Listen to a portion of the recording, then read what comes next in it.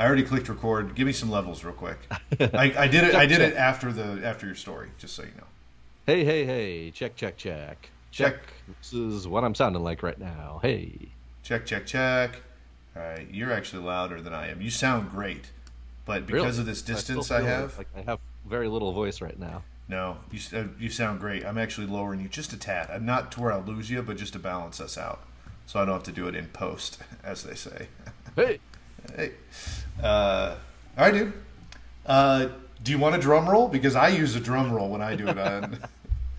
Yeah, go Hey, for it. let's just start this bad boy up because we should be in the WXNA studios right now on your airwaves live on Sunday night from Nashville, Tennessee. But instead, you are now tuned in to Walk It Off, your home for sports talk radio every Sunday night from quarantine this week. Plot Sorry about that, twist. fellas. Still your term. So if you come and find it, if you're listening, you did the extra legwork, the extra layer, and have either found us through our social media at Walk It Off Radio or our website, walkitoffradio.com. And thank you so much for going the extra layer because we did not want to leave you guys hanging. We had vacation last week, and unfortunately, somewhere along that line, I just found out tonight that I was in close contact with a few people who tested positive for COVID. Taken one at home test, which came back negative. Feeling all right. So we should be good to go. But out of an abundance of caution, as they say, have to be here in quarantine for a couple days outside the WXNA studios and did not have time to prepare any pre-records for you. So we feel so bad not being on the airwaves tonight, not being there in your archives if you're one of the people who listen to the show later on at wxnafm.org. Please continue to do that. Support the station, buy some swag, hit that donate button. All that is great stuff. But yeah, we're happy to have this backup plan right here that we usually get together and do our midweek happy hour hang, which is so much fun. But right now we're doing it on Sunday night, kind of in lieu of being on the airwaves for the regular show. It's a bit of a change of pace, but like you said, luckily we're comfortable with doing this now, and we have this backup that, the joys of multimedia, omnichannel, digital worlds that we live in. But I will say a couple things that I miss. Just one thing I miss. I miss starting it up with Bob O'Reilly today. That was kind of tough. Oh shit, we should have done that. I know. I didn't realize it until you were kicking it off for not your first time doing it with the video, but most of the time that we've been doing the happy hour hangs, I have been kicking them off, and this time you are because it is a Sunday night and we're sticking to the tradition. But I normally give a little bit of Wait. With your hosts, Drew and Dave. And that's how it goes. All right, now we're good. All right, now we're good. I love it. Thank you for that. But I also couldn't do air drums to Bob O'Reilly right before we go on the air, and I missed that. But Pumped up. yeah, that's right. Because we're doing it's not a joke to anybody that's listening. This is what's happening in the studio. There's a lot of animation. Drew is always pumping and dancing as the show's getting going, always. And You gotta get the energy, man. You gotta get fired up for our hour of airwave time together. that's what we do. That's how we do it. So, I'll alas, also say we didn't prepare a musical halftime cue either, but think we're it gonna go straight probably through. would have been Eddie Arnold's "Let's Drop the Puck" Of Nashville course. Predators version, when in in Rome. tribute to the first week of the season. Yeah, well, the commitment I'll make is I'll link that in the to Spotify in the description here on YouTube, so that anybody can go pull it up. Because we've said tradition a few times today, and it's kind of cool that you and I get to talk about the traditions of Walk It Off Radio, because we've established a decent amount. One of them is to play Drop the Puck when the season is starting, and through any big games sometimes or anything when we're just excited for that puck to drop. And that Eddie Arnold song is part of the DNA of Walk It Off now. Absolutely, man, and we do get moving and grooving during our little halftime break. All the time.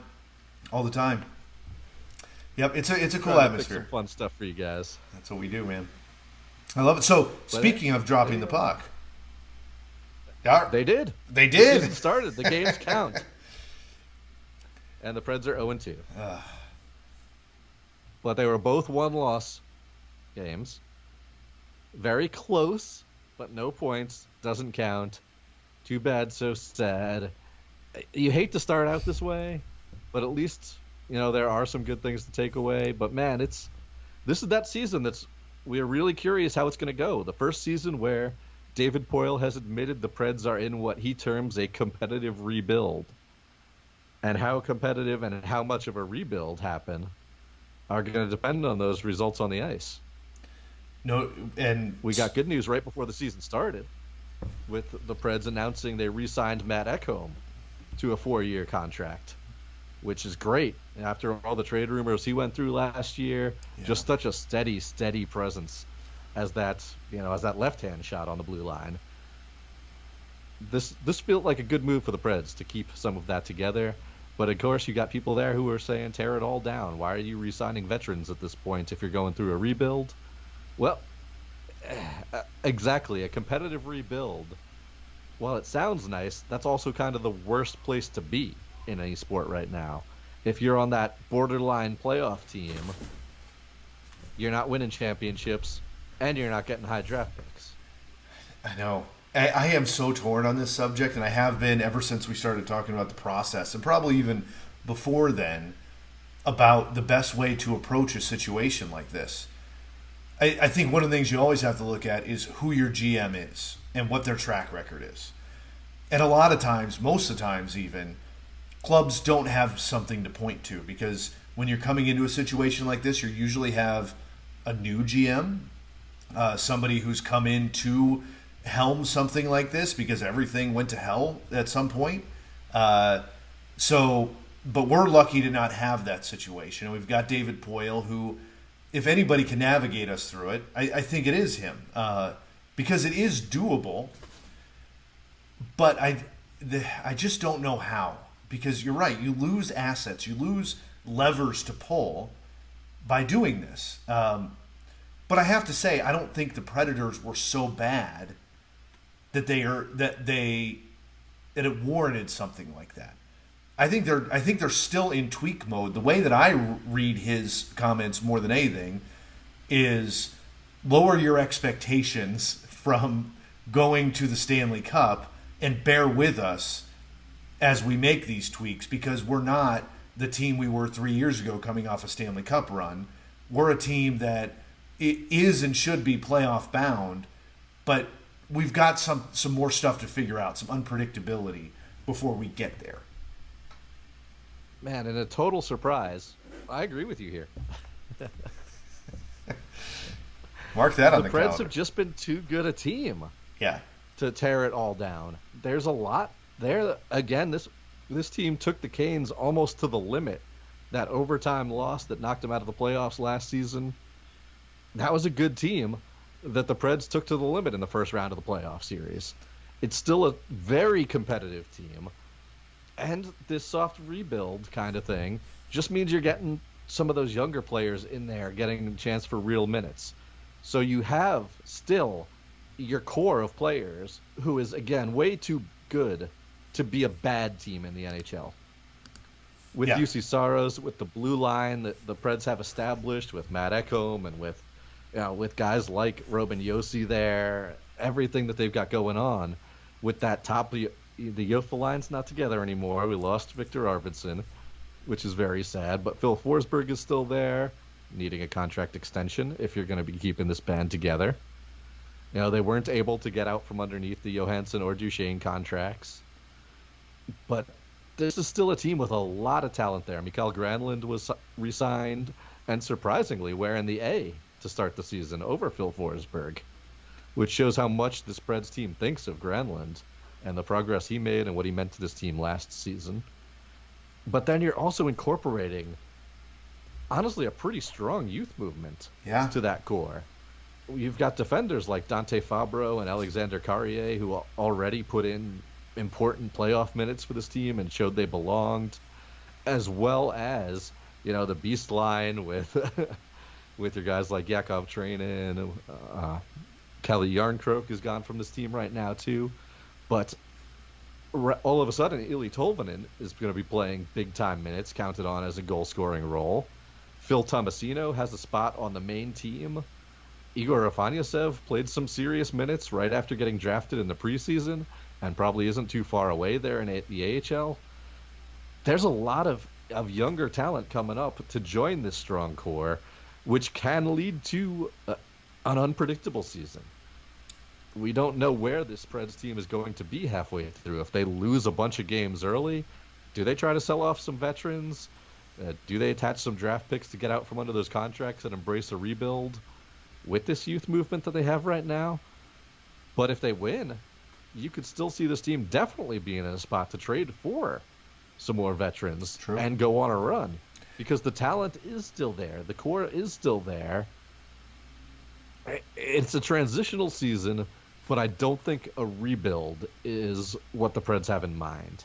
No. And while it hurts to lose those first two games, especially that first game, which was, as we've all seen the banner now, the first win for the Seattle Kraken.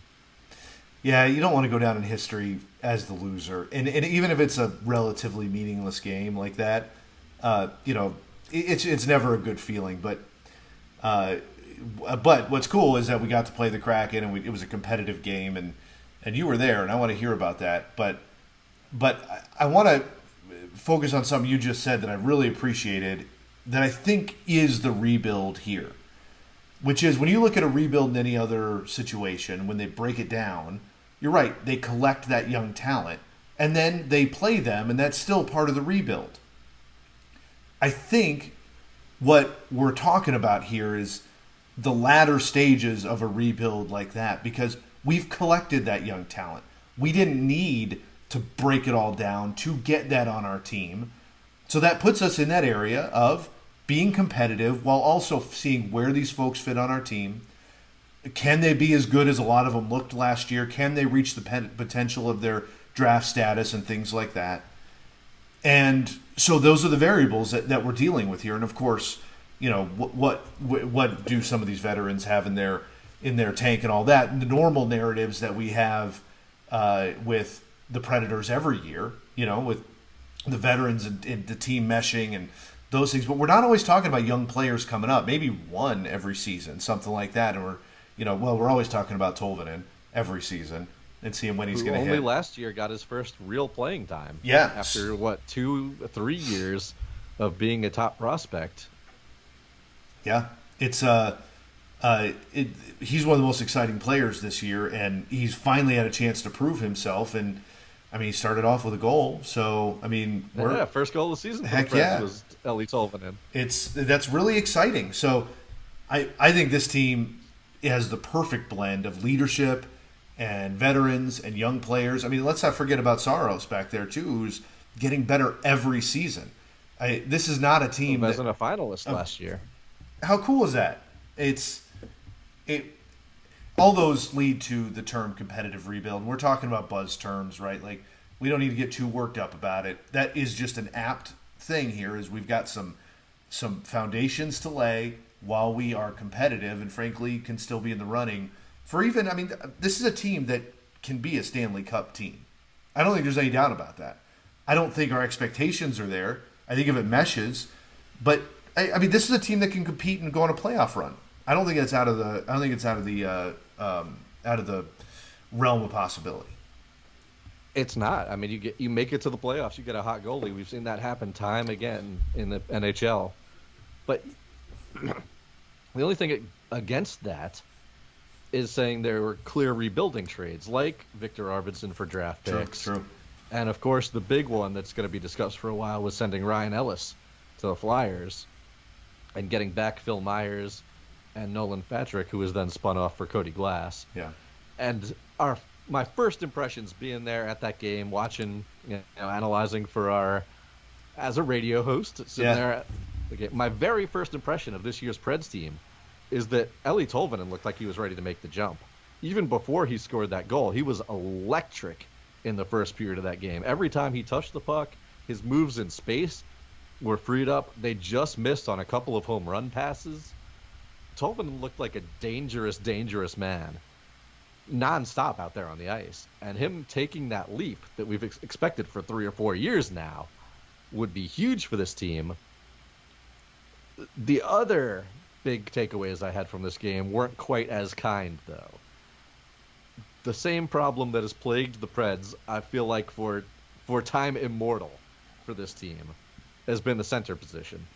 And with them spending so lavishly on a pair of $8 million a year centers in Johansson and Duchesne, thinking you finally have that, neither of those guys have really impressed enough yet. And then with them spinning off Nolan Patrick for Cody Glass, not sold on Glass, wouldn't have been sold on Patrick either, for that matter. There's a lot of upside there. Again, if you're incorporating this youth in there, getting a guy like Glass with so much upside is a nice play. But he was absolutely invisible in that first game. I forgot he was on the ice at times, maybe besides 1 or 2 times crashing the net. But he was pretty much invisible the entire game as someone with a big spotlight on him this year. And then Phil Myers. I remember when this trade went down, I defended this trade on air. And a big part of that was that the Preds have, again, the position they're in. They have so much depth. They really like Alexander Carrier. Dante Fabro's shown he can be a dangerous guy on that blue line. And as a fan of a team in the Metro Division, the Islanders, I saw a lot of Phil Myers. And he had his offseason last year. But before that, I really like Phil Myers' game. He's a young player with a huge body and a big slap shot. The sky's basically the limit for him. Again, being able to play next to somebody like Matt Ekholm, next to somebody like Roman Josi, perhaps, although Fabro's been playing with him mostly there. There's a lot of chances for Myers to be a big. I think he could be a not quite the player Ryan Ellis was. Ryan Ellis was a star for the Preds for years, but a player who can give you almost 70 to 80% of what Ryan Ellis was. In addition to one of the Preds' biggest weakness, which is size on that blue line. They've had so much skill there, so many great defensemen, but they haven't had that enforcer type. Borvieski was supposed to add a lot of that attitude, and he ended up missing most of last season. Now coming to light with some of his issues, which hopefully he got under control in the offseason. He was a healthy scratch for these first games, but we don't know how much we can count on there. But a big takeaway I had from that first game was that Phil Myers does not play to his size, right? Or isn't right now. He had some confidence issues last season, which were pretty obvious. We were hoping a change of scenery could get that, and a team that's known for its defensive prowess. But confidence issues still looked like he was there. He was playing very tentative hockey, especially for such a big guy. And that's not what you want to see from him. You need to see him use that size. He looked like he was afraid to take the big slap shots at time as well, just kind of dumping it in more often than that. Hopefully that is just a confidence thing that doesn't linger, and they can get Myers straightened out. He is a young defenseman. The talent's very obvious when you see him. But that was something that was plaguing the Preds that was very noticeable in that first game against the Kraken. The whole team played pretty tentatively. They weren't the aggressors. This straightened out a bit in the second game against the Hurricanes, where they took a ton of shots on goal and were skating, playing faster, just looking like a better team, frankly, despite the 1-goal loss. And man, how frustrating is it that in both games they were down 1 late, pulled the goalie, allowed an empty netter, and then scored another goal. I know. So the empty net goal was the decider in both games so far. Just, that stings. It does, but that's part of the strategy. You do that to create those opportunities, but that's really tough. All the things you're talking about, though, lead me to what I think is the number one variable of this whole season, which is John Hines, and whether he can bring all that together. And I mean, tell me if you think otherwise, but that tentative play is something that's been kind of frustrating in the John Hines era. And absolutely, it's so. I'm disappointed to hear that assessment so far. I agree with you in what I've watched. Unfortunately, I haven't been able to watch every minute of the first couple games and dive into them, but that's what I've seen in a lot of it. He's going to have to figure a lot of this out, and I'm sorry to keep going back to the theme of competitive rebuilding, because I don't want to turn that into the buzzword of the day, But if we're kind of breaking that down, that's a big part of this. I mean, this has got to be a make or break kind of thing for John Hines, because he had such a weird year last year where he looked pretty pitiful. He was a very frustrating person and then the to team fans. kind of come together later on. And like we talked about a ton last year, that wasn't because of John Hines. That was because of injuries and things like that allowed new energy, new faces to come up and play. And in fairness to him, he adapted to that. He was forced into that situation, but he adapted to it. And I hope that creates some momentum that he can pick up on here, because this is up to him. Going back to my point about the fact that this team can get into the playoffs and make a playoff run, look at that lineup. Look at all these players you've talked about. Look at all the opportunity and upside. If upside shows up and the lines show up and they mesh and the captain choices and everything like this really pay off, this team, and Saros takes his big step that we continue to see, this team should compete. But the person that needs to bring all that together is John Hines. And I'm not sold on that right now. This season, I think he has every opportunity to do it, but I also think that David Poyle's saying, don't get too hot-headed, don't be too reactive, Nashville. We're still rebuilding, and we got some stuff to figure out. I'm trying to. I forgot that it's Sunday night, and we're not on the radio. We're not on the radio. We can do it, but we're radio professionals as well. We can put together a radio-friendly FCC show, obviously, except for as that we've been slip. doing for 5 years. Yeah, that's true. But it comes. This is more informal, all right. This is usually the happy hour hang, which is more informal and involves some beers. What are you drinking tonight, man? I've got a nice bottle of water to hydrate. As you should. I was worried about, certain tests coming through today. So and there you go. That's what I'm drinking tonight. I probably should be doing the same. Like I usually am during our shows on air. Exactly. Yeah. There's a lot of dancing and there's a lot of water intake. But that's inside baseball for you guys who did come here and listen. That's mostly what our halftime break is about. It's true. So that we can take a little breather from talking nonstop, get a sip of water, dance it off a little bit, and maybe discuss, where we want to go with the last part of the show. Make sure we get all that stuff in there for you, which we need to do. And it never, when we're in the station, and play some cool songs, includes beer. I'm never drinking a beer in there, but I'm home. I guess I'm always home for the most part when we're doing our Sunday shows. Is that a Lucky Cat you had there? But I don't drink even on our Sunday night shows, but I do during our things. But yeah, it's exactly what this is. This is a Three Sons Brewing Far From East Double Rice India Pale Ale, and that cat is saying hello to you. Double rice beer, huh? Yeah, Double Rice India Pale Ale. Straight out of Three Sons Brewing in Dania Beach, Florida. So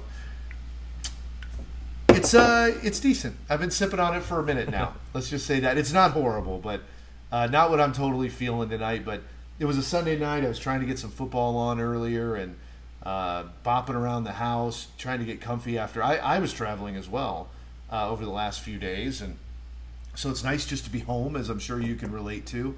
And hopefully yours went a lot smoother, buddy. Yeah, seriously. As we were comparing stories before getting on the air, it did, but nonetheless exhausting. So here we are, decompressing with a beer, agua, walking off, some sports talk, and life is good.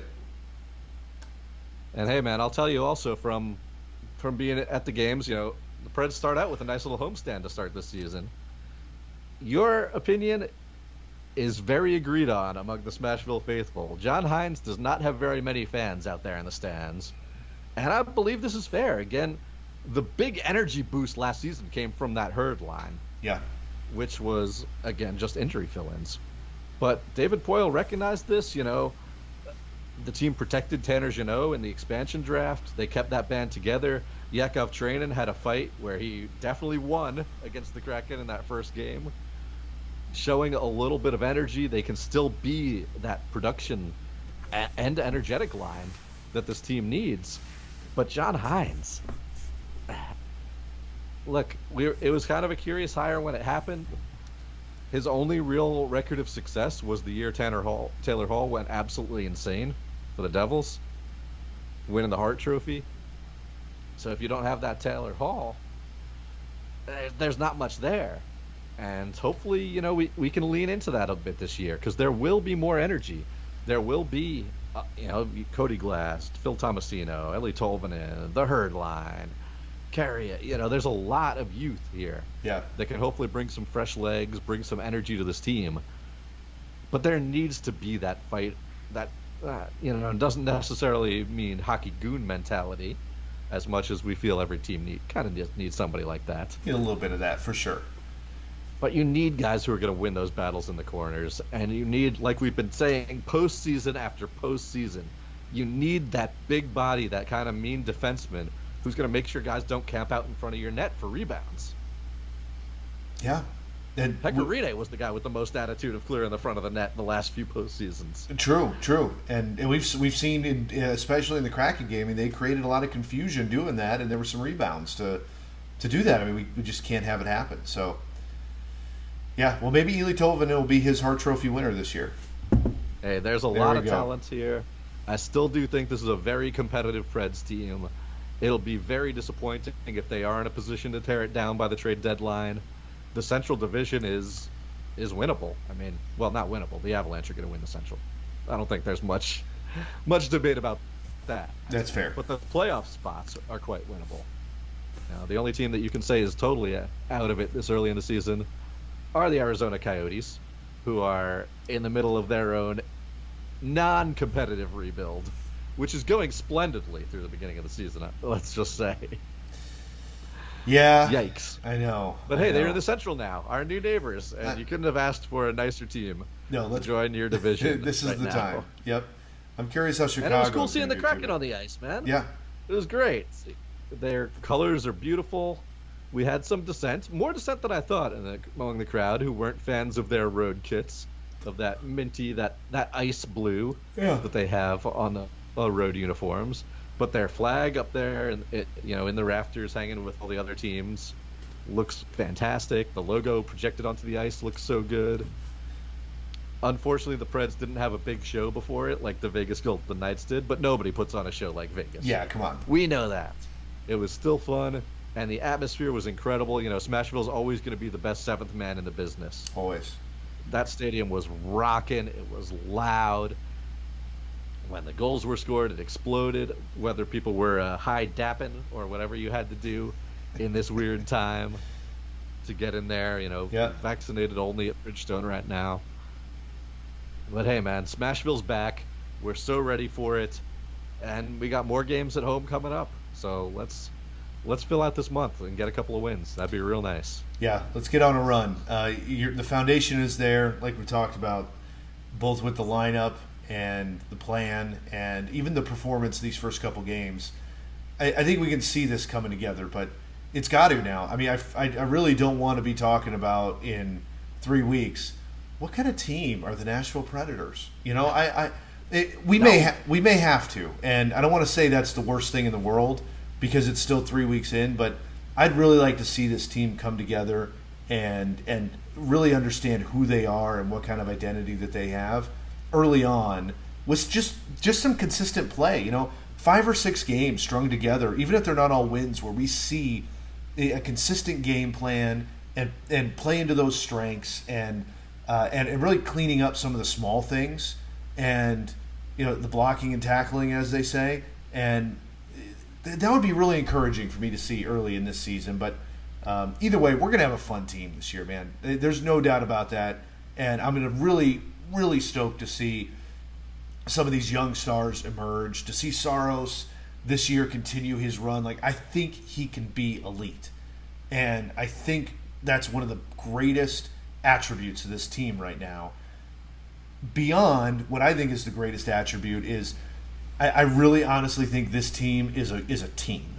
I think that they've got great leaders on it. I think that's one of the things that's carried them through from their Stanley Cup run until now. And I've said that I have a lot of faith in David Poile, and my comments earlier demonstrated that, but I still have a fair amount of skepticism in some moves and things like that because they're risky. But what I always have faith in David Poile doing is bringing players into the locker room that are going to continue with that culture and continue to have the kind of gelling that we expect of the Nashville Predators to have. And that foundationally is one of the great things that's going to can push them forward and makes them not have to go into a full-on rebuild. So we've got the tools. I'm just excited to see the team come together. And man, it's hockey season. It started. Let's do it. It's happening. Oh, yeah, man. The puck's been dropped, as Eddie Arnold would say. Or, some paraphrasing thereof. And it was nice to see, as much as we talked about the youth movement, the big names have goals already on the board. True. Joe Forsberg put in a goal yesterday. Ryan Johansson put in a goal yesterday. The captain, Roman Josi, scored a goal in the first game. Ellie Tolvanen was the first Pred on the board. These are the guys you count on to make sure this team is competitive. And having them break the ice early, that can only help. Now I just need to get those wins on the board for sure. No doubt, man. No doubt. It's exciting. And I'm glad you were there for the Kraken's first win. But for the Predators, I know. Of being with our fans in Smashville and everything, man. Yep. It's just the place to be. And, hey, wait a second. This needs to be said. Say it. I can't believe we didn't know this when we were there for the playoffs last year. Because apparently it's been there for that long. Nashville's beloved, not existent anymore, Rotier's Restaurant has a stand at Bridgestone Arena. Don't mess with me, man. It does now still. Still, there's no Rotier's Restaurant, unfortunately, out there off West End anymore.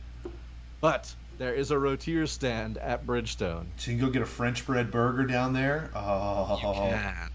That's the life. Apparently, that's been there since the playoffs last year. We missed it. Man. So all of you listeners out there who didn't tell us that, you're missing our brand because this is very important news. I think we've talked about how much we love Rotiers on this show. So it's tragic. Yeah, it is tragic. John, new Nashville stuff taking over that corner, especially. I'm sure that is tough. You can order it on Goldbelly as well. Interesting. Not to throw in some advertisements, which we wouldn't be doing if we were on the air. No. But something new to learn. If you can eat a Rotier's burger and you haven't had the chance yet, worth your time. Heck yeah. Man, that was exciting to see at the stadium. So when we're back, we'll definitely be hitting that up some more. A lot of the there's still some, let's just say, supply chain issues with stadium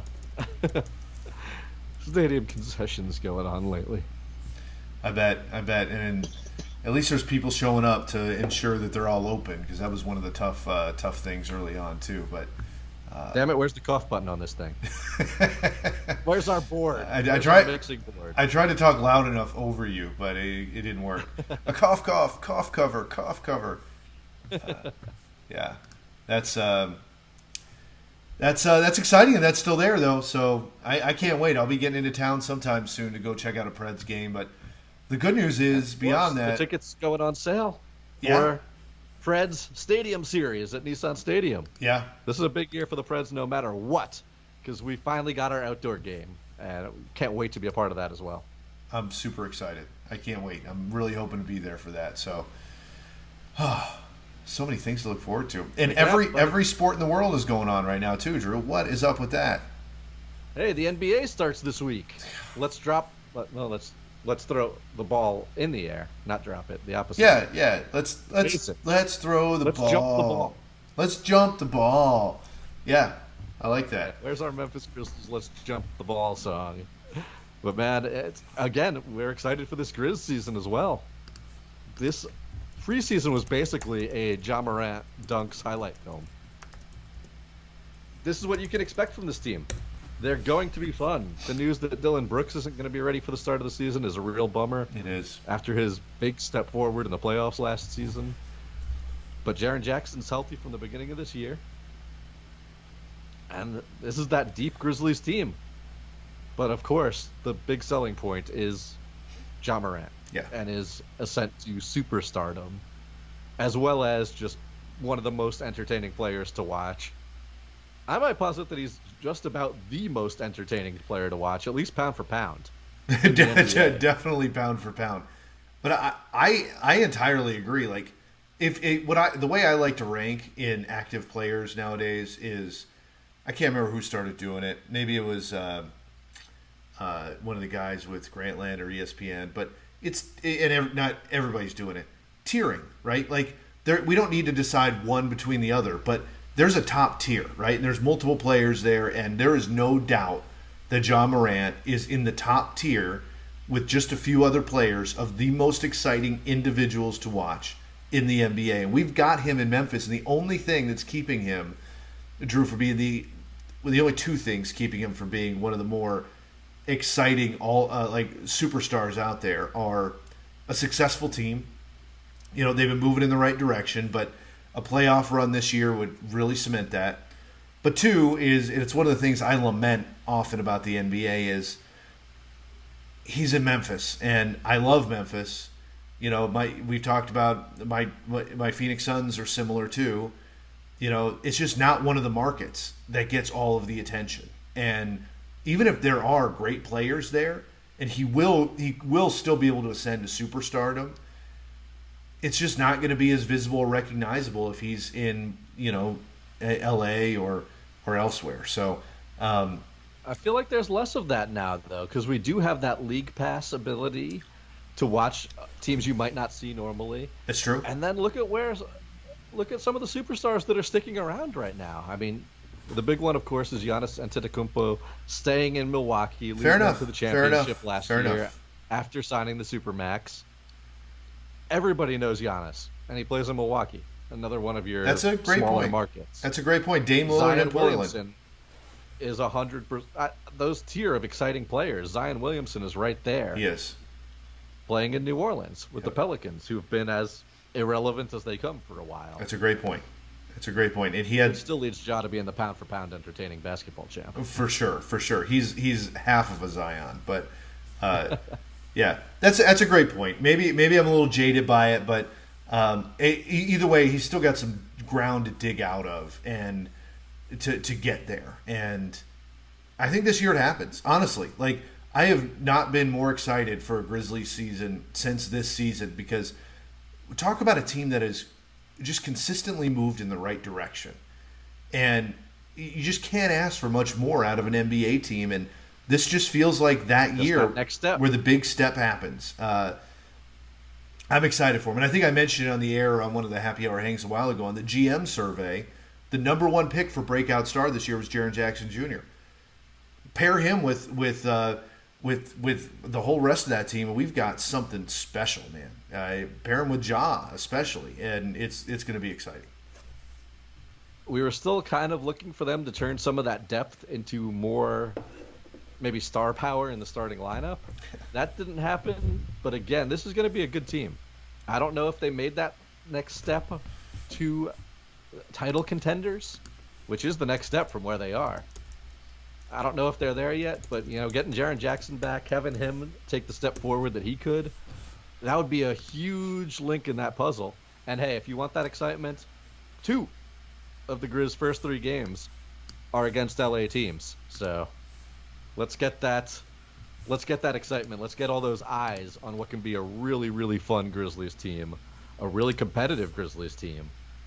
Hey, knocked the Lakers out last year, right? Heck yeah, man, let's do it. It's fun to knock the Lakers out. Yeah, knock the Warriors out. The Suns knocked the Lakers out, and I can tell you from experience, it's fun when it happens. So this team can do it. Biggest point. This team can do it, and it's one of those teams that can establish themselves. We might be halfway through the season where they have something similar to what the Suns did last year, where they wind up top 4 in the West, and that's when it clicks in your head. That's the narrative. That's going to be hard for these guys to understand, honestly, because they haven't been there, and there's so many young guys, to say, we are a title contender. Because no matter how much you try to hype yourself up and do it, it's really hard to believe that your team can do it before you beat some of those big guys. But you're right. You start off beating the Clippers and the Lakers. If this team starts 3-0, I think something's going to click in their brain saying, oh, all right, now I've seen the evidence. We can do this. We're a team made to do it, and they could go on a run there. who knows? There's a lot of variables to it, man, but it's going to be really exciting. And what we do know, season starts Wednesday. God, I can't believe that. I cannot believe that. At the Grindhouse in Memphis against the Cleveland Cavs. So let's get fired up for another great sports season with everything going on, man. Again, we got the Preds back on the ice in games that matter. The Grizz start games that matter Wednesday. Nashville SC is in the middle of a big-time chase right now for the playoffs. Man, that number 2 seed would be something special if they can pull that one off. We just got another point on the road. Joe Willis's 13th clean sheet of the year. Insane. Unbelievable what he's been doing this year. What's that, 3 in a row on the road, I think, have all been shutouts. 2 in a row, 3 of 4. Whew. I know. Man. Yep.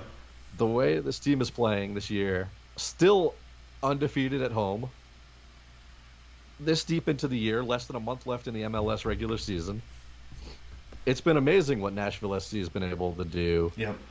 And it's also amazing that there's still a lot more work to be done. Yeah. Because they really want that number 2 seed. The number 1 seed, the Revolution, are way up there. It's too much. It sucks. It is what it is because that's the only bye in the MLS playoff format. But, hey, if Nashville SC, if the standings hold where they are right now, and Nashville SC has that 2 seed, and the 7 seed Montreal is what they're playing in the first round, that's a great matchup for NSC. It is.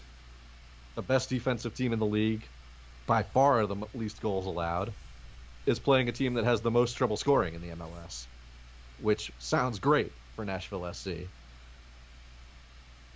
On the other hand, the team that's in that 6th seed, if you slip down a little bit, is NYCFC, which has had a tough season. But, man, that's such a talented team, such a volatile team. And we saw that with them breaking Nashville SC's unbeaten streak a while back. They're a lot scarier than Montreal to me. Yeah. So I'm really hoping those matchups hold. Yeah. Going into the playoffs in this last month of the regular season. Me too. And, you know, I'm curious what it might be if somebody like Atlanta slipped down there too. You know, they're pretty behind in the goals for as well. I mean, 39 on the season, and they're a team. They're a dangerous team. They are a dangerous team, but that rivalry would be fun. The playoffs, and a team that I honestly think we could beat. What I love about our Nashville SC game, this is what you look forward to as a fan in any season. I'm not scared of anybody.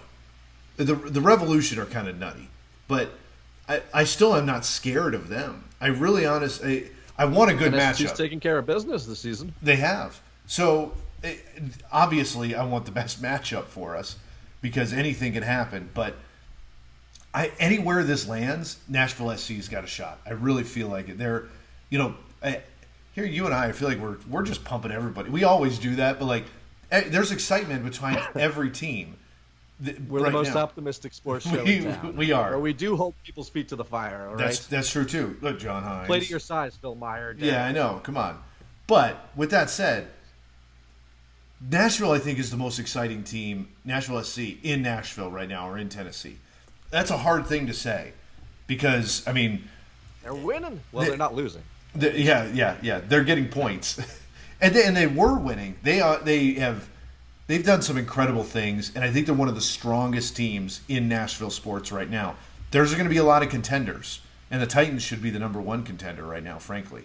But NFL's always going to be the most exciting by default. Just by default. But they're it's the NFL. They're nipping at the heels. So many less games. Yeah, every game's gonna. It's true. But we're gonna get into the playoffs here pretty soon for Nashville and Nashville SC, and they're one of the strongest teams going right now, and it's fun. So, hey, now that you mentioned that, you want to talk about some bummer stuff? Let's do it. Let's drag this down a little bit. We've taken it too high. So, UT fans, the hell are you doing? We know that's heartbreaking. Tennessee fans know more than anyone else how heartbreaking it is to fall just a yard short. It's true. But you can't throw stuff on the field. No. You can't do that. You can't hit your own people, hit everybody else. Look, we all hate Lane Kiffin. Everybody hates Lane Kiffin. Yes. but seeing him get hit by a golf ball just makes him a hero. It's And true. catching water bottles chucked at him. Yeah. This was absolutely insane fan behavior. And you got to think that there's going to be some serious punishment coming down. I mean, we've seen it in the past. Vanderbilt getting punished big time years and years ago for fans throwing just, what was it, a tennis ball or something on the court? Yeah. Now, with this national TV, Sports Center talking head debacle of all this trash getting thrown onto the field at Neyland Stadium, after what was a really fired up, fun football game with great crowd participation, there's got to be repercussions here. Yeah. And you don't know what's off the table. Could the NCAA take away a bowl game from Tennessee? Say you're not eligible to play in a bowl game this season. Yeah. If fans are doing this, you know there's going to be a huge fine at minimum. Could they take away that maximum capacity that's been, well, first of all, kind of scary, but also unbelievable seeing that atmosphere back at college football games. Yeah. There's a lot that's on the table right now, and no matter how this hammer comes down, it's kind of deserved. There's no doubt about it. You just can't act that way. Fans, everybody's there for the fans in some way, right? Like, that's why sports exist. And I love athletes who want to put on a show for the fans and do well for the fans and support them, especially when there's not as much loyalty in sports as we had once seen, by the athletes. So I appreciate that they care about what the fans want and doing well by them. But there is so much onus on the fans to treat folks with respect out there. And we've just seen it mount in a lot of different ways over the last few years. It's been more and more disappointing how fans, the inherent disrespect fans have for athletes as just performers, and by performers I mean just people who do what the fans want them to do by buying a ticket. And it's just more example of how distanced they feel. And because it's well beyond Lane Kiffin, right? Like, Lane Kiffin is a kindling to this. That's understandable, but there's a major disrespect for the groups on the field that fans show. And it's scary when you have that many people in one place where a lot of them feel that way.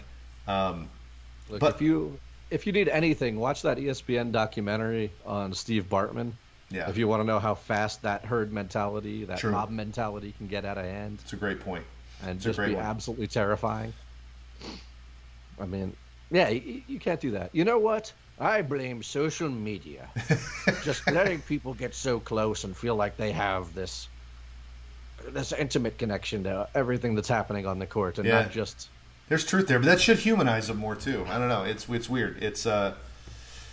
But you're right. The visibility is going to be crazy because this isn't Vanderbilt. This is UT, and even though they play like Vanderbilt a lot of the time, they. Shots fired. I could say that because I could care less about the SEC. I have no fanaticism or allegiances in there. So we're a pro sports talk that's show. Right. All right. That's Unless right. the news comes out to us. That's right. So we also have to mention, of course, John Gruden getting kicked out of the NFL. Swift. Man, this was this is something else. As part of the Washington football team scandal, Gruden's emails to Bruce Allen got leaked out, and man, he had some terrible opinions about a lot of different people. A lot of different people. Like, that was one of the things that shocked me, is if there wasn't like a centralized, like, one thing he said about one person. These were a variety of diatribes with a variety of horrible racist and misogynistic things that are just not a great place. That he put in writing. And what blows my mind is how it just blows my mind for so many levels, Drew. So I'm not going to give you all the reasons that it does, but it blows my mind that this is somebody who is so aware of public appearance. Obviously, because he's differentiated himself from who he is when he's having a personal conversation from who he is when he's on Monday Night Football or on HBO or whatever else. And let's be honest here, I thought he was great on Monday Night Football. One of the best. And this was the same time these emails were taking place. Yep, it absolutely was. So he knows the difference between that, but he should know that's still not the right medium to do that in. Let me just be clear. Also, you can't. No, nobody should have those opinions in no, their head. And that's what I want to be clear on. I want the opportunity to say that they're not proud of. That's not the biggest takeaway here. Isn't that he didn't know the right place to say things, but it just blew my mind that for somebody who's so aware that he wasn't able to figure out how to communicate. But now let's shift, because that is not the biggest travesty here, and I want to be very, very clear. The biggest travesty here is how terrible how terribly he thinks and acts and talks about people, which is indicative of, to me, because like you said, this was a Washington football team investigation, an investigation of them that led to this. Who are apparently cleared of everything, so this is so to their fines into that scummy organization. This Don't is so worry, Dan persistent. Snyder's not in charge now. His wife is.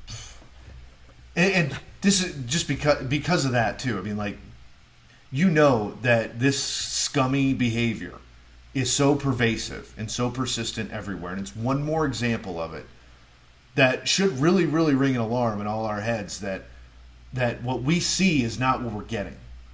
That there is a whole lot more of really devious stuff happening in terms of how people think and the dehumanization across sports. And disrespect, just like in Neyland Stadium, of human beings, that so much more is going to come out and should come out. It scares me to think that's the kind of mentality that's running this ship, and that's horrible. That's horrifying. Yeah, release all the emails, NFL. There's no excuse not There's to no at this excuse. point. You have to do that for the transparency, but man, yeah. It is weird to see a coach get fired for things that he said years ago when he wasn't part of the NFL. Yep. But you have to. Yeah. You can't stay on after that you had these notions in your head becomes public knowledge. Yeah. Like, that's crazy. And then if you look at the counterpoint to all of this, look at Carl Nassib. Yeah. The first openly gay player in the NFL, plays for the Raiders. And it's been an absolute non-story since he made his announcement. Yeah.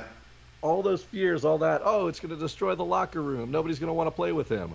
We haven't heard a single story like that. Yeah. I bet half of everybody listening here forgot that Carl Nassib was the first openly gay player. I did wonder if he was still on the Raiders. Because it's that much of a non-issue. Yeah, yeah. But then for him to read about all this shit that his coach was saying that comes out that way, it's just a little extra painful that it was that team. Yeah. But man, points out there, the NFL is going to move on, and just like society as a whole, progress might be incredibly slow, but it's coming. Yeah. So. Yep. And at least there wasn't a debate. Like, that's one thing I'm happy about is, like, I'm sure there were small debates. I mean, I heard stories of, like, well, he wasn't working for the NFL, so why should they fire him? Well, everybody's said bad stuff in emails to friends. Yeah, I know. Around. Release everybody's text messages they've ever said. Yeah. Yeah. Well, okay, do it. Well, no, do it. Let me think real quick. But really, like, there's some accountability that everybody should face. But, especially, I don't know. The lesson learned is just get your shit in order. Think about the way you think about people and how you talk about them, and think, is this the way I'd want to be portrayed in a situation like that? Because there's a good chance that it's going to come to light at some point, and just be on the right side of things. Do good. What is it? Just do the right thing. Is that what you say? You've been saying it on this show all the time. Just do the right thing. That is what we've been saying on the show forever, man. Just treat each other decently. That's all there is to it. Treat each other decently, and this world would be an absolutely fine place. Yeah, you don't have to worry about any of that. Why would you sit down and write horrific things about somebody like that? Like, what's driving you to do that? And I think that's the deeper seated thing is, like, how angry or frustrated or confused or delusional was this guy to write that stuff? Like, what was going through his head where he's like, this is the right thing to put down. And that's what I just can't wrap my head around. Yeah, a public personality, especially. Yeah. But anybody. Look, Yeah. I'm going to share something here. It's personal. Man, I need a cutoff button in the studio here. Drinking my water in peace. Clear my throat. Going to that Preds game and cheering.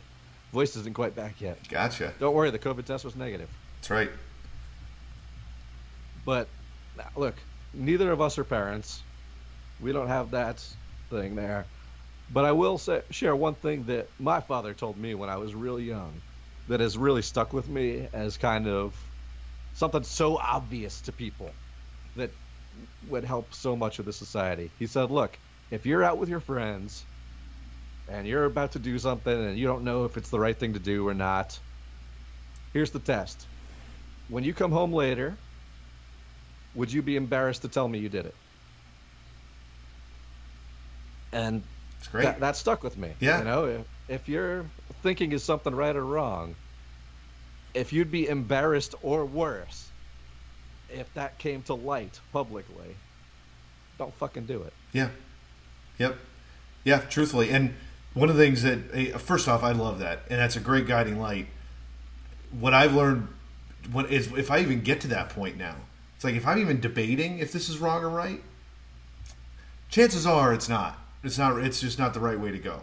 It's usually pretty clear what the right thing to do is. But you're right, there's times where there's not, and I love that, Drew. I love that so much. I appreciate you sharing that because that's just a great way to think about it. And whoever you would want to report back to, you know, whether it's your parents or your significant other Or national media. National media. You know, as a parent, I'm not, but if you were a parent, like, you know, would you want to report back to your kids that you did that too? You know, like, it's a great test, and you know, because I've thought about John Gruden's kids. You know, well, I've seen him at the airport here. You know, when he's came for the owners' conferences and stuff like that, he's bopped around, and you know, his kids got to see that his dad is that way, and I hope that they feel embarrassed for him and about him rather than feel like that's the right thing to do, because that's the worst part. That would be the worst outcome of that kind of behavior. But you know, he's got to be embarrassed in front of his kids now. That's disappointing. Man, I don't know how we got this far off on a tangent. Hard not to with that stuff sometimes. Like it's hard to talk about all this, and we're at Sports Talk Show. We talk about the fun of sports. That's what we're here for. We said it earlier in the show. We're the most optimistic sports talk show you'll hear most of the time. We want this to be banter between your friends. But when there are big stories, we're going to talk about it. And when it comes down to is, again, just be decent to each other, all right? That's it. Man, it's that easy. It's hard to see. It's always hard to see. It's a pain in the ass. But that's what happens, man. But hey, we still got a lot more sports to talk about. Holy crap. We don't have to cut ourselves off at an hour right now. You can tune into WXNA, as you should, all the time. Even if we're not on the airwaves right now, there'll be music playing for you. You'll still have Ambient 101 taking over at 1 o'clock in the morning. There's so much good stuff there all the time. You know, we're sitting here following our fantasy teams, keeping up with what's going on. And we still got the MLB playoffs, man. We know which one of four teams, half of them will be in the World Series right now, down to the championship series. And it's been exciting. The Dodgers just took the lead in the 7th inning of their game right now. That's going on as we record this against the Braves. Braves went up 1-0 in that series with that walk-off hit from Austin Riley. When Ozzie Albies, good base running, Chris Taylor, bad base running, basically ended up deciding the game. But man, the Dodgers with that bullpen game to start out, and the Braves with Max Fried, they had to win that game. And they did. They took that first game. It's weird seeing the Braves as the home team, but we remember that the Dodgers were a wild card game this year. That's wild true. Card team Isn't that nuts? Even though they won 106 games. Yeah, probably. I haven't seen the odds, but probably the favorites at this point still too. By far the favorites. Yeah. Oh, man, how fitting was it that Giants-Dodgers, that one heavyweight matchup that everyone wanted to see, ended up being the only series in the division series that went to a deciding game. Yeah. And then it was one hell of a deciding game too. Oh, wasn't it? It was very fitting, Just but I have to one say I was disappointed because I liked all the other matchups, especially the Sox Houston matchup. That's one I was really the White Sox Houston matchup that I was really hoping would go all the way to a game 5. But alas, you're right. It is very fitting that the Dodgers Giants game did as well, and or series did. So, and here we've got 4 good ones, 4 good teams here. How can you make that call on that Wilmer Flores check swing, though? I know. How can you end the series like You that? can't Look, do that. I know. That was so hard the Dodgers to see. probably win anyways, barring that. Yes. But to take the bat out of his hands on a call that close Yeah. in that situation was brutal, even though it ended up being the wrong call. Yeah. As every replay showed us, that wasn't a swing. Yeah. That was tough to It's real see. tough for Giants fans. It's tough for Dodgers fans even too to have that controversy Yeah. attached to the end of what was a great game. Cody Bellinger coming through after his absolutely atrocious regular season. How shocking that was, that he might have been the worst player in baseball this season as a full-time position player, just years removed from MVP. Yeah. And them losing Max Muncy in the last game of the regular season. There's been so much drama already this playoffs, but it's also gone so fast. You know, we're 2 games into the championship series right Yeah. now. I feel like baseball, and I mean, it's the 5-game series and wild cards, and the fact that they're playing a game almost every night that does that. But the postseason always cruises. You blink, and we're already watching heavyweights. But then again, this year was full of heavyweights, even in the wild card games. So this is an exciting one. What do you think of the matchups we got? It's kind of the 4 least likable teams possible, though, that are competing. God, that's for a the great. World Series That's a left, great right? point. That's a freaking fantastic point. I don't We're think. sorry if you're fans of these teams. Obviously, if you're a fan of your team, you're a fan of your team. Yeah, Support them no matter what. But in the general zeitgeist, sure. these have to be 4 of the least likable teams in MLB. Yeah, and arguably the 4 least liked. The only 2. I mean, maybe there's some I'm not thinking of, but St. Louis is often in that mix. New York would definitely be in that mix. The Yankees. Sorry, thank you for clarifying. I can't just say New York. But yeah, I think so. New age ones though. Atlanta is kind of new age. They got a lot of haters through the '90s, but of course some of their antics. They're just there every single season. Yeah. And so don't forget that they were, they basically, their GM was banned for life from baseball for cheating. Yep. On the international market just a couple of years ago. Yep, and here they are, right back in it, right after that. Without Marcelo Zuna, who's on indefinite suspension right now. That's true. But yeah, the Braves are probably the most likable team left, despite all of that stuff. Yeah. And here in Nashville, I know we got a lot of Braves fans. We're not just pacifying you. I don't like the Braves. No, I've come around with wants to Ronald see- Acuna and stuff like that. It's been tough to dislike They got some them fun players. as they've It's come Ozzie around. Albies. But yeah. Yeah. But I digress. But, yeah, the Dodgers won last year. Nobody likes to see, the powerhouse win every time. And then you've got the Houston Astros on their redemption tour from their cheating scandal. Yep. The Red Sox also had their own cheating scandal, brought back Alex Cora, one of the main figures in the Astros cheating scandal, who might win Manager of the Year this year. And the 2 of them are facing off for the championship this year. Nuts. Not to mention that pretty much everybody at Boston is sick and tired of the Red Sox anyways. Yes. Man, it's just a weird way to end this, except also kind of predictable. Yeah, and that's The Red Sox are the biggest underdog out of there, the team that went kind of worst at first this year. Yeah. And I mean, maybe that makes the Red Sox a little more likable outside of their scandal proximity. Although a lot of teams had And just being scandal the Red proximity. Sox. Yeah, and just being the Red Sox, but like they took a big step back, and all of a sudden they're there. They're kind of the lovable underdogs to some degree, but ultimately a disliked team. Houston is the only one there. It's kind of got a short stay, even though it's a very, very deserving one. It's just funny to think that 2-3 years ago they were one of the more likable teams coming into the postseason, and now they're on the other side of that. And we're already seeing the same guys, heroics, man. Carlos Correa, Yep. Jose Altuve, postseason They're great. greats. I know. Postseason And, greats. and some of my favorite players, frankly. But what can you do? Are they doing it without cheating now? That there's always going to be that question there. And there should be. You get that black mark on you when you come through a cheating scandal like that. Yep. So it's fair. You got to play through that. And whether this is sort of redemption for the Astros by being able to win with all that scrutiny on them and presumably not cheating, Yep. that could be one storyline. But the other is that, these guys cheated. They all cheated. It's hard to root for them, no matter how much we like them as individual players and how we see postseason greatness. That's true. Among some of these guys year after year after year. It certainly taints it. Isn't that sad?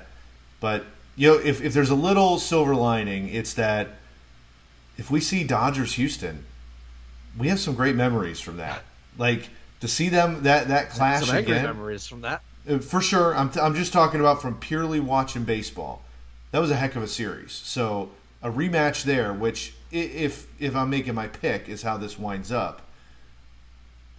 We know we're going to be in for some nutty That's baseball. true. Well, some of the greatest postseason games we've seen. No doubt. And I hate that that's tainted too. I know. But man, it would be wild. So let's see. We still got a little ways to go. If the Dodgers hold on to the lead they have as we're recording this, both series will be tied at 1 game apiece. The Red Sox basically wholly due to Kike Hernandez, who's been a postseason hero with the Dodgers. But man, he is having the week of his life, the postseason of his life right now, just red hot for the Red Sox. Carrying that team, Nathan Eovaldi, who won the wild card game against the Yankees. Just excitement there. And dude, how 2021 baseball is it that in our championship series, 3 out of the 4 teams in game 1 used 8 pitchers apiece? It's a new age, man. That's really crazy. In game 1 of the championship series. Yeah. The supposed matchup of aces, usually. No, 3 out of the 4 teams used 8 pitchers in that game 1. That's playoff baseball these days. It is, and like we talked about, it's smart in terms of preserving players and having more options as the series goes on. But it's nuts to think that it's a whole new world. That's fun to watch. I like that. And it's everything on the line. We saw Scherzer come out of the bullpen to get the save in that deciding game against the Giants. Yeah. That's just do what you got to do. You got to do it. This is how Madison Bumgarner became a legend. Yeah. There's all these great stories throughout the postseason. And hey, even if you don't like any of these teams, we're gonna have some great baseball before this thing is done. We're gonna have more history made, and we'll be here to talk about it with you guys as long as I still have a voice. Yeah, I know. Sounds like we'll get through it. Yeah, yep. You got to go rest that thing, man. Get some honey tea. But hey, let's wrap it up with a couple more points. Congratulations to the Chicago Sky.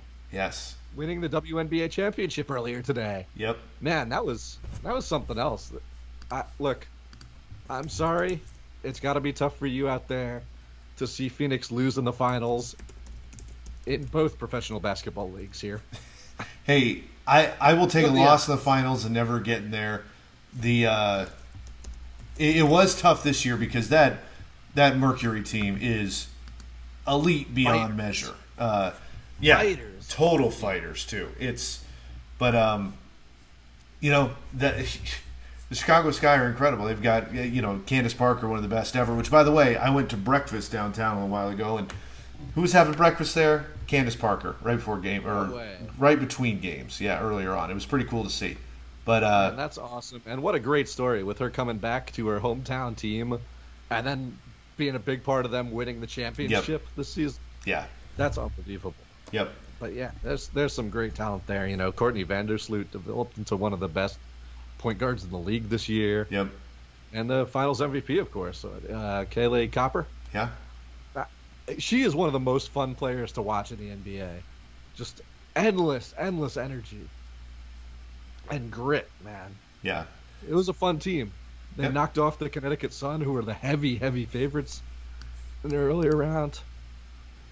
Well deserved, Chicago. Very well deserved. Very well earned. First title. Yeah. Can't believe it, man, but well earned. It's good to see them there. And it's good to see the Mercury in the mix at minimum. All right. Well, I still have a little bit of a voice left. Fury versus Wilder we didn't get to talk about. Oh my gosh, I can't believe we didn't get to talk about that. Man, what a fight. Yes. Deontay Wilder definitely went out on his shield this time. Yeah, he did. That was a battle. But Tyson Fury comes out the winner again. He's proved it. We don't need to see that fight anymore. But man, this trilogy was what we hoped for, man. Wilder ate a lot of punishment in this fight.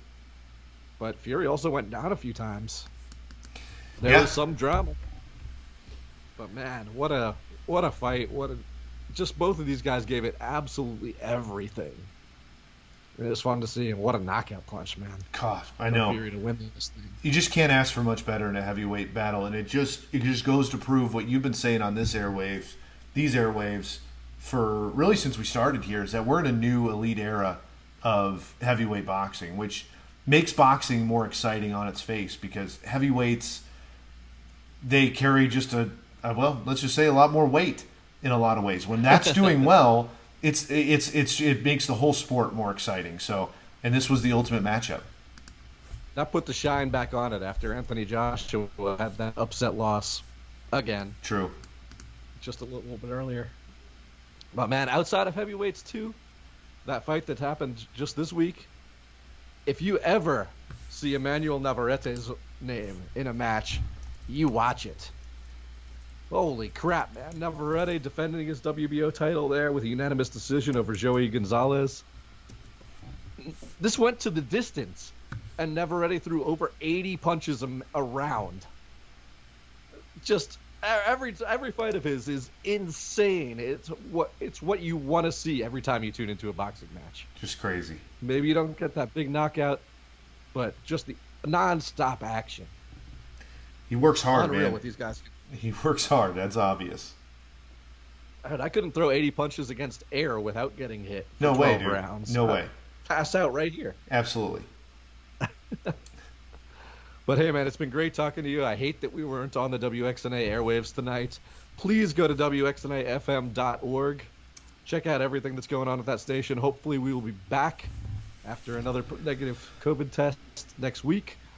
Free and clear on your airwaves, just like we are every Sunday night. Right here in Nashville.